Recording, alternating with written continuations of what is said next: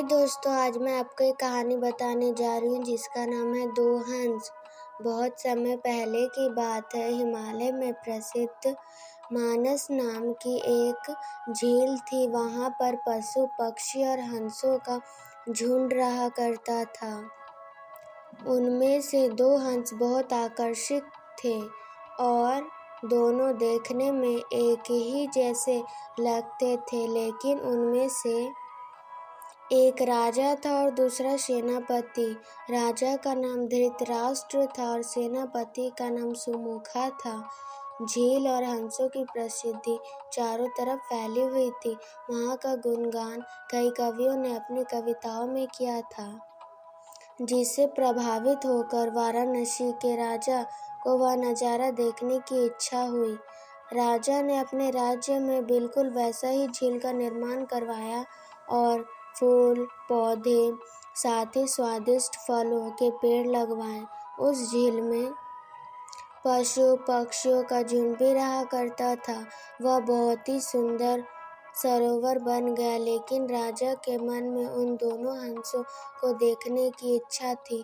एक दिन मानस सरोवर के अन्य हंसों को वाराणसी के सरोवर जाने की इच्छा हुई, लेकिन हंसों का राजा समझदार था। वह जानता था कि अगर वह वहां गया तो वह राजा उसे पकड़ लेगा। उसने इसलिए सबको वाराणसी के सरोवर में जाने से मना किया, लेकिन सभी हंस नहीं माने। तब राजा और सेनापति के साथ सभी हंस वाराणसी की ओर चल पड़े। जब हंसों के पहुंचने की खबर राजा को दी गई, तब राजा ने उसे पकड़ने की योजना बनाई।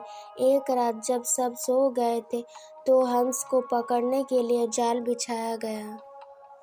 अगले दिन उसने हंसों का राजा फंस गया।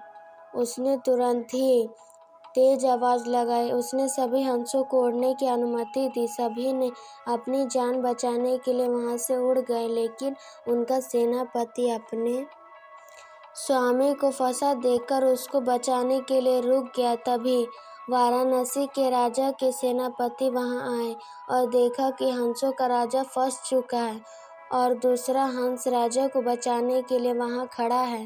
हंस की स्वामी भक्ति देखकर सैनिक बहुत प्रभावित हुआ और उसने हंसों के राजा को छोड़ दिया। हंसों का राजा समझदार होने के कारण उसने सोचा कि अगर राजा को पता चल गया कि सैनिक ने हमें छोड़ा है, तो उसे जरूर प्राणदंड मिलेगा। इसलिए उसने वाराणसी के सैनिकों को कहा कि मुझे राज दरबार ले चलो। बाद में सैनिक ने उन्हें राज दरबार पहुंचा दिया।